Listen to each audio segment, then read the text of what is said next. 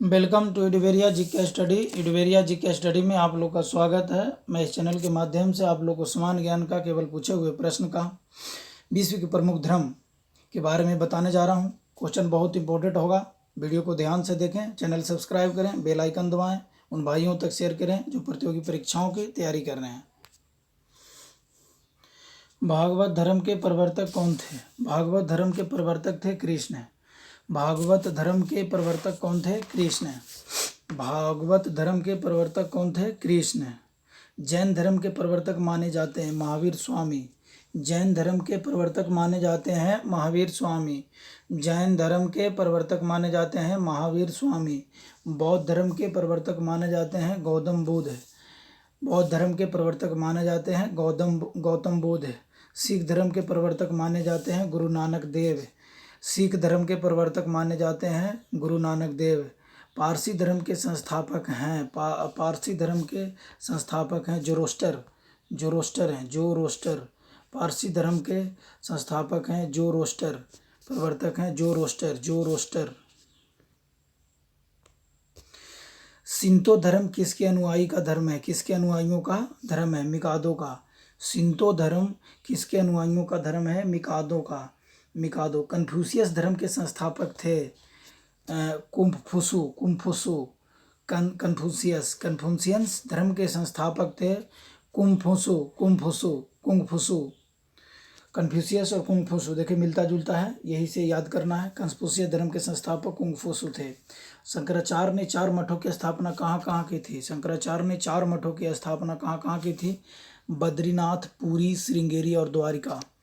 बद्रीनाथ, पुरी, श्रृंगेरी और द्वारिका में किया था। जैन धर्म के प्रथम तीर्थकर कौन था? ऋषभदेव। जैन धर्म के प्रथम तीर्थकर थे ऋषभदेव थे।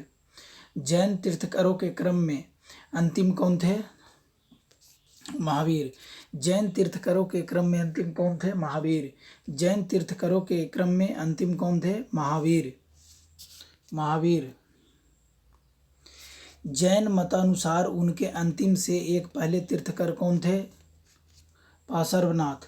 जैन मतानुसार उनके अंतिम से एक पहले तीर्थकर कौन थे? अंतिम से एक पहले पार्श्वनाथ थे।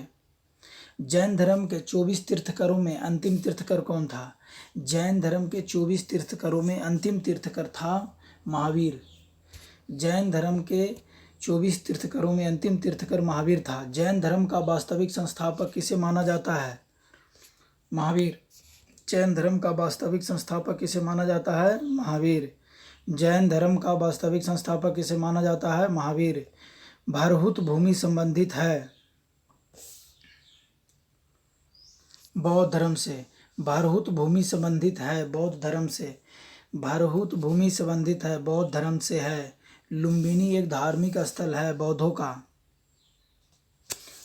का लुम्बिनी एक धार्मिक स्थल है। बौद्ध धर्म की किसी एक शाखा में मंत्र, हठ योग और तांत्रिक आचारों की प्रधानता है।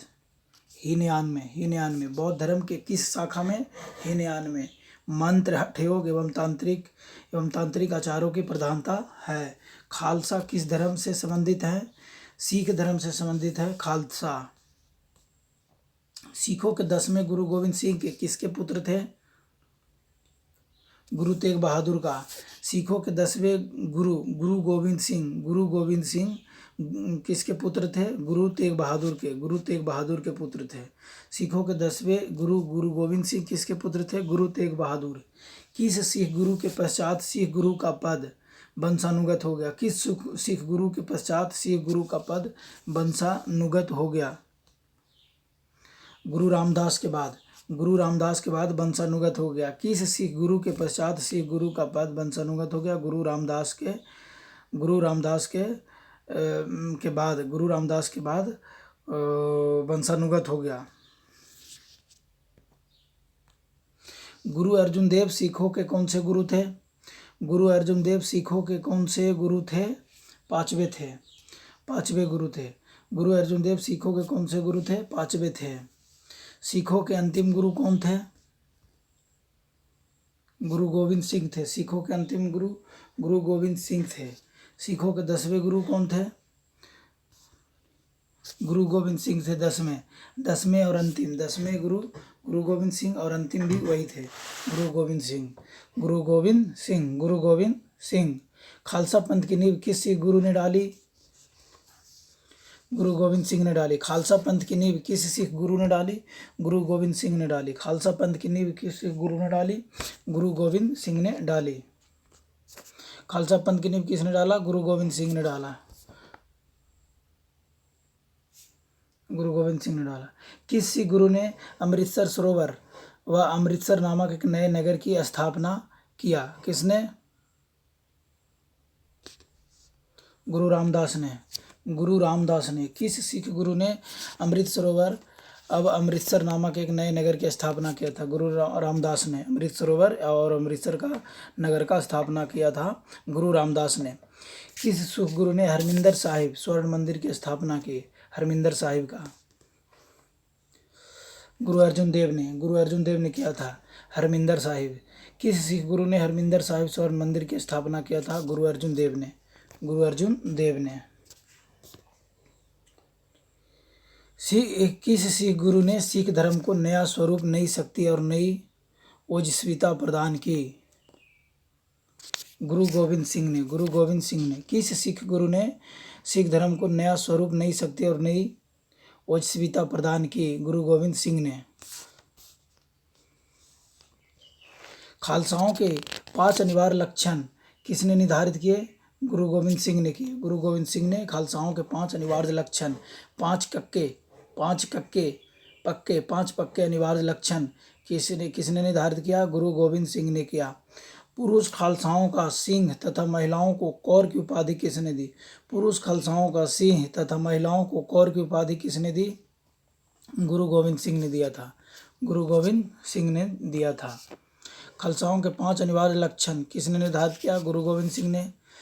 पुरुष खालसाओं का सिंह तथा महिलाओं को कौर की उपाधि किसने दिया था? गुरु गोविंद सिंह ने दिया था। किस सिख गुरु की हत्या मुस्लिम शासकों ने नदी में डुबोकर करवा दिया? गुरु अर्जुन देव का। गुरु अर्जुन देव का। किस सिख गुरु की हत्या मुस्लिम शासकों ने नदी में डुबोकर करवा दी थी? गुरु अर्जुन देव का। गुरु अर्जुन देव का। जाति प्रथा एवं छुआछूत को समाप्त करने के उद्देश्य से लंगर परंपरा की नींव किसने डाली? लंगर परंपरा की नींव किसने डाली? गुरु अमरदास ने। गुरु अमरदास ने डाला था। जाति प्रथा एवं छुआछूत को समाप्त करने के लिए उद्देश्य से लंगर परंपरा की नींव किसने डाली थी? गुरु अमरदास ने। मखली पुत्र गोसाल किस धर्म का प्रवर्तक था? आजीवक धर्म का। मखली पुत्र गोसाल किस धर्म का प्रवर्तक था? आजीवक धर्म का। आजीवक धर्म का। लिंगायत धर्म के संस्थापक माने जाते हैं वासव। लिंगायत धर्म के संस्थापक माने जाते हैं वासव। लिंगायत धर्म के संस्थापक माने जाते हैं वासव। सिलसिला संबंधित है। सिलसिला संबंधित है सूफी मत से। सिलसिला संबंधित है सूफी मत से। सिलसिला संबंधित है सूफी मत से। सूफी संप्रदाय किस धर्म से विकसित हुआ? सूफी संप्रदाय किस धर्म से विकसित हुआ? इस्लाम धर्म से। सूफी संप्रदाय किस धर्म से विकसित हुआ? सूफी इस्लाम से। सूफी संप्रदाय किस धर्म से विकसित हुआ? इस्लाम से। यहूदी धर्म के संस्थापक माने जाते हैं पैगंबर मूसा। यहूदी धर्म के संस्थापक माने जाते हैं पैगंबर मूसा। दीन इलाही धर्म किसने शुरू किया था? अकबर ने। दीन इलाही किसने शुरू किया था? अकबर ने। दीन इलाही किसने शुरू किया था? अकबर ने। दीन इलाही किसने शुरू किया था? अकबर ने। कीर्तन परंपरा का जन्मदाता किसे कहा जाता है? चैतन्य को। कीर्तन परंपरा का जन्मदाता किसे कहा जाता है? चैतन्य को। कीर्तन परंपरा का जन्मदाता किसे कहा जाता है? चैतन्य को। भारत में ईसाई धर्म का प्रचार सर्वप्रथम किसने किया? सेंट थॉमस ने। भारत में ईसाई धर्म का प्रचार सर्वप्रथम किसने किया? सेंट थॉमस ने किया था। ईसाई धर्म का प्रचार किसने किया था? प्रचार सेंट थॉमस ने। जरथुस्त्र धर्म है पारसियों का। जरथुस्त्र धर्म है पारसियों का। जरथुस्त्र धर्म है पारसियों का। वैष्णव धर्म का मूलभूत सिद्धांत था? अवतारवाद। वैष्णव धर्म का मूलभूत सिद्धांत था अवतारवाद। वैष्णव धर्म का मूलभूत सिद्धांत था अवतारवाद। चिश्ती परंपरा के संस्थापक थे? मोइनुद्दीन चिश्ती। चिश्ती परंपरा के संस्थापक थे मोइनुद्दीन चिश्ती। चिश्ती परंपरा के संस्थापक थे मोइनुद्दीन चिश्ती। हरगोविंद सिंह द्वारा हरगोविंद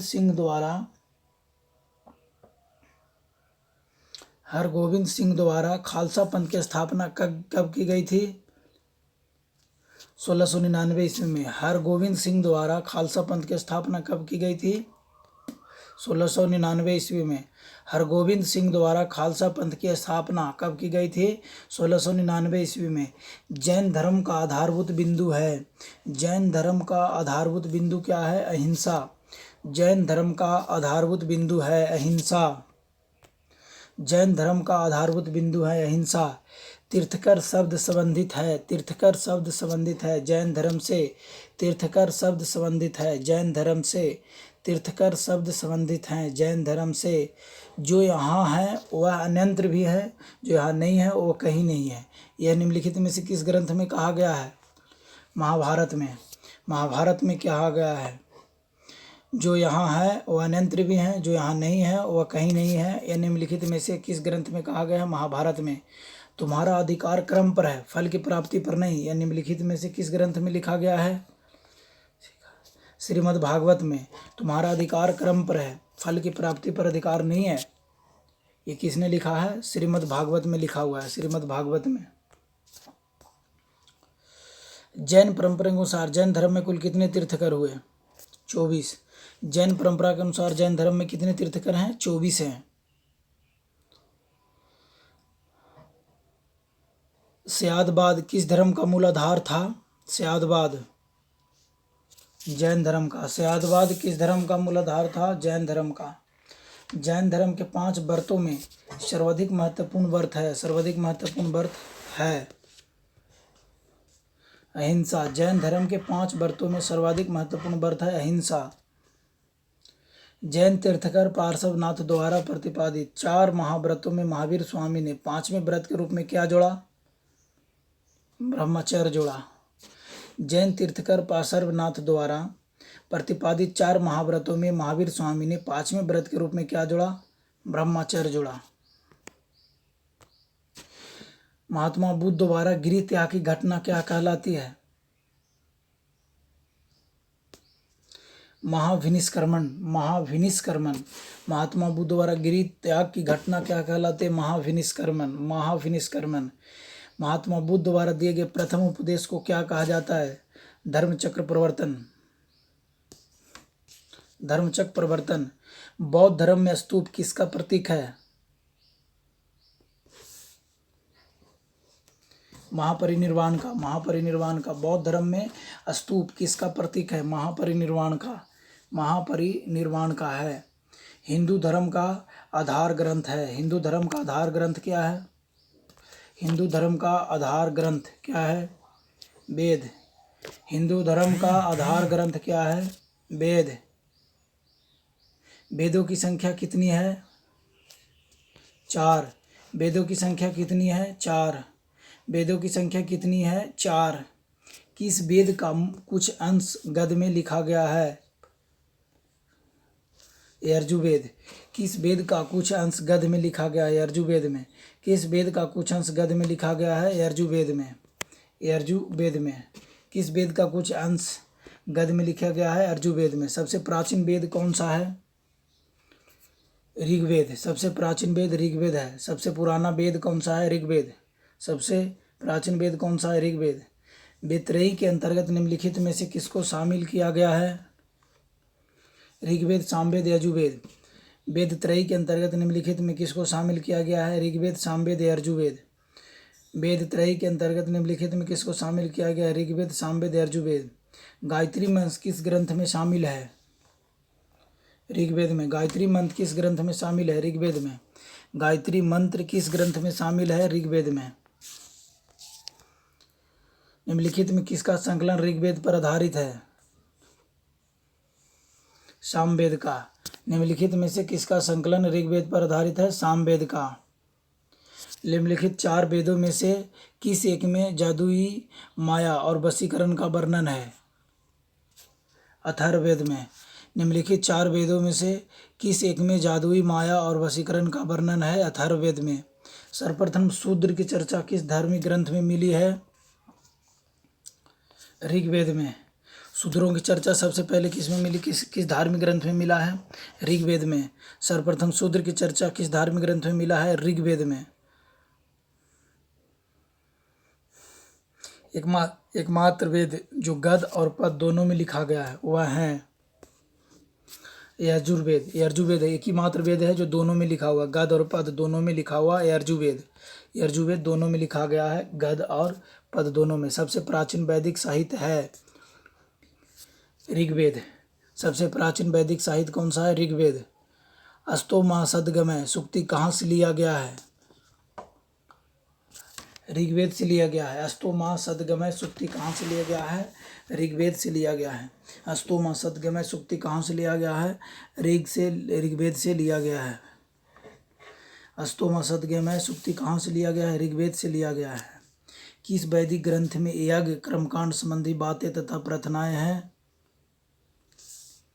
यजुर्वेद में। किस वैदिक ग्रंथ में यज्ञ कर्मकांड संबंधी बातें तथा प्रार्थनाएं हैं?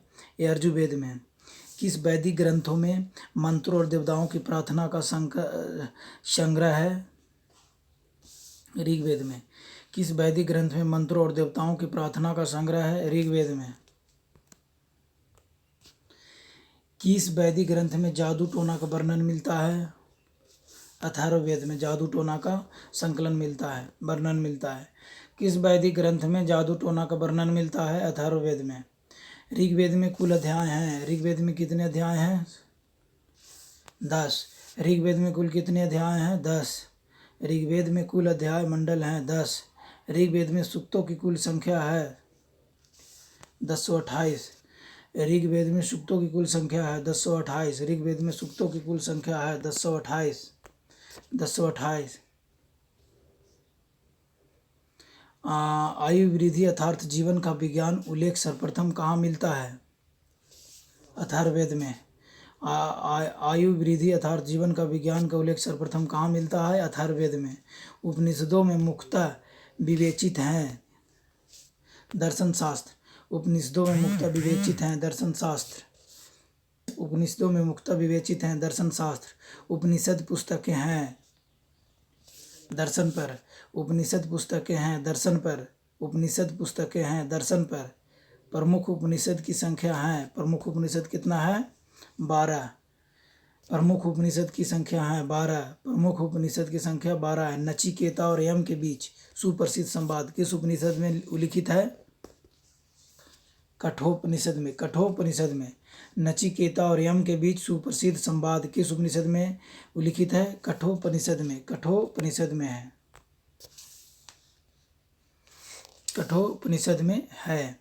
चारों आश्रम की सर्वप्रथम चर्चा मिलती है कहाँ? ज्वालोपनिषद में। ज्वालोपनिषद में चारों आश्रम की जावलोपनिषद में चारों आश्रम की सर्वप्रथम चर्चा मिलती है। चारों आश्रम की सर्वप्रथम चर्चा कहाँ मिलती है? जावलोपनिषद में। जावलोपनिषद में।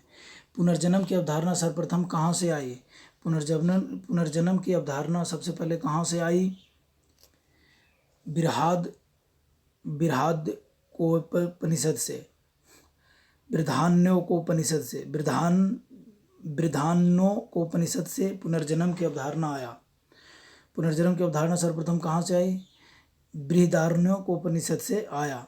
बुद्ध के अष्टांगिक मार्ग का स्रोत है तैत्तिरीयोपनिषद। तैत्तिरीयोपनिषद। तैत्तिरीयोपनिषद बुद्ध के अष्टांगिक मार्ग का स्रोत है। तैत्तिरीयोपनिषद बुद्ध के अष्टांगिक मार्ग का स्रोत है। तैत्तिरीयोपनिषद।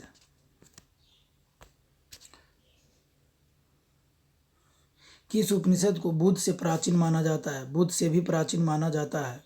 कठोपनिषद को बुद्ध से भी प्राचीन माना जाता है। किस उपनिषद को बुद्ध से भी प्राचीन माना जाता है? कठोपनिषद को। किस उपनिषद को बुद्ध से भी प्राचीन माना जाता है? कठोपनिषद को बुद्ध से भी प्राचीन माना जाता है। भारत का राष्ट्रीय आदर्श वाक्य सत्यमेव जयते कहाँ से लिया गया है? कहाँ से उद्धत है? कहाँ से उद्धत है? मुंडकोपनिषद से। मुंडकोपनिषद से। सत्यमेव जयते कहाँ से? मुंडकोपनिषद से लिया गया। भारत का राष्ट्रीय आदर्श वाक्य सत्यमेव जयते कहाँ से उद्धत है? मुंडकोपनिषद से। वेदांत किसे कहा गया है? वेदांत किसे कहा गया है? उपनिषदों को। उपनिषदों को वेदांत कहा गया है। वेदांत किसे कहा गया है? उपनिषदों को वेदांत कहा गया है। वेदांत किसे कहा गया है? उपनिषदों को वेदांत कहा गया है। हिंदू धर्मावलंबियों का प्रमुख धार्मिक ग्रंथ है। उपयुक्त सभी। हिंदू धर्मावलंबियों का प्रमुख धार्मिक ग्रंथ है। वेद, रामायण, महाभारत सब है, सभी हैं। वेद, रामायण, महाभारत उपयुक्त सभी है। हिंदू धर्मावलंबियों का प्रमुख धार्मिक ग्रंथ है। वेद, रामायण, महाभारत सब है।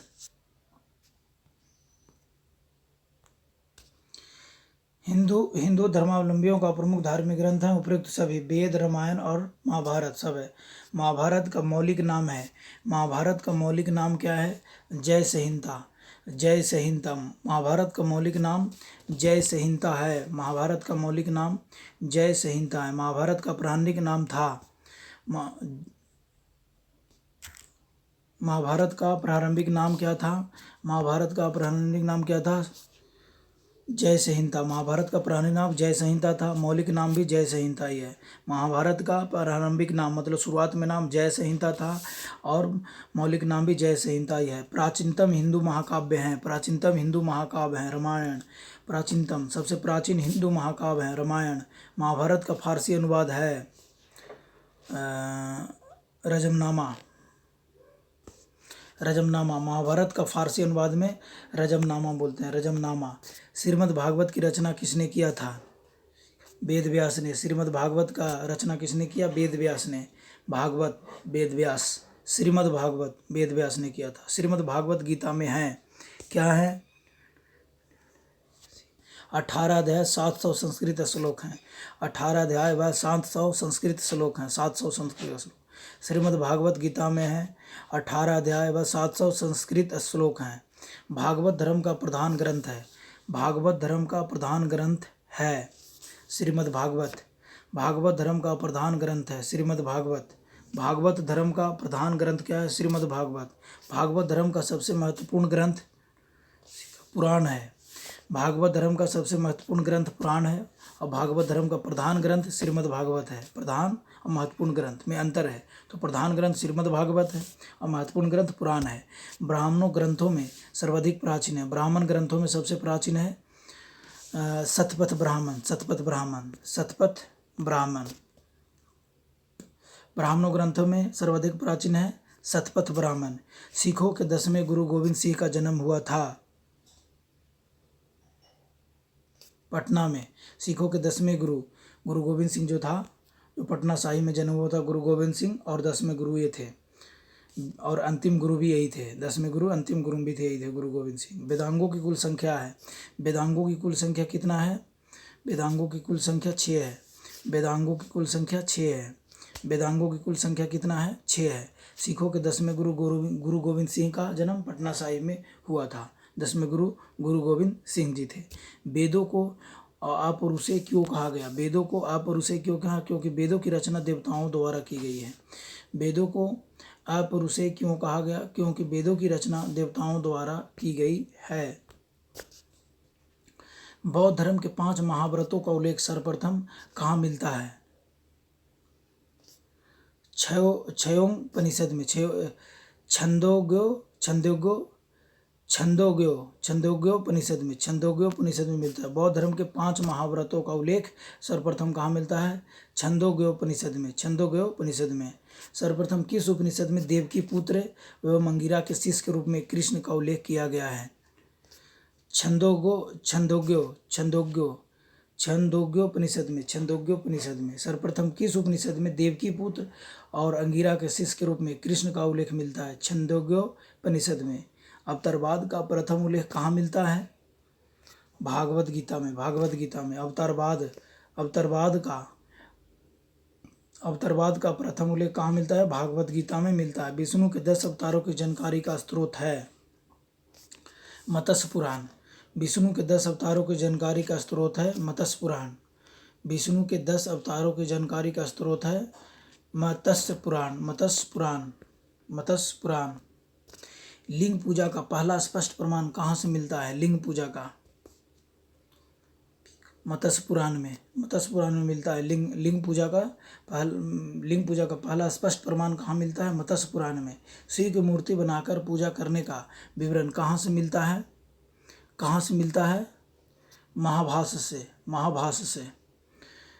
शिव की मूर्ति बनाकर पूजा करने का विवरण कहाँ से मिलता है? महाभाष्य से। जैन साहित्य को कहा जाता है, जैन साहित्य को क्या कहा जाता है?